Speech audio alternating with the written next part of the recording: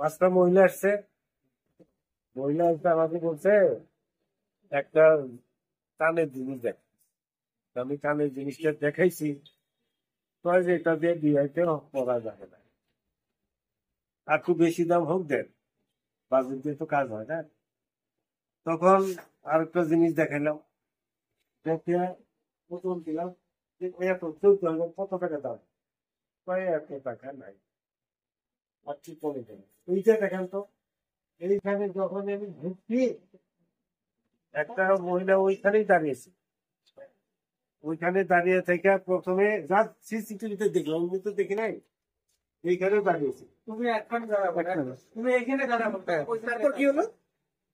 তারপরে ও এইখান থেকে এইখানে আসলো, এইখান থেকে এইখানে যা তোকে আমি দেখলাম না। ওইখানে আমাকে ওই যে মহিলা ছিল, তারপর যে এমন করছে আমি দেখি নাই, ও দেখলো যে দেখে নাই, তো এইটা ছিল আলাদা। ফটো করে দুইটা নিয়ে কি কি নিয়ে গেছে ওনারা? ওনারা নিয়ে গেছে, পাশা নিয়ে গেছে, চেন নিয়ে গেছে। কত টাকার জিনিস হতে পারে? 8-10 লাখ টাকা।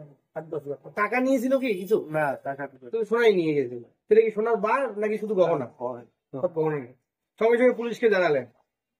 পুলিশকে জানাইছি সোমবার জানানো হয়েছিল সোমবার। আর ঘটনা কিভাবে ঘটেছে? 4 তারিখের। 8 তারিখের, 8 তারিখের ঘটনা। জানুয়ারি 8 তারিখ। কি নাম আপনার? আমার নাম মহেশ চন্দ্র কর্মকার। দোকানের নাম? লক্ষ্মী জুয়েলার্স।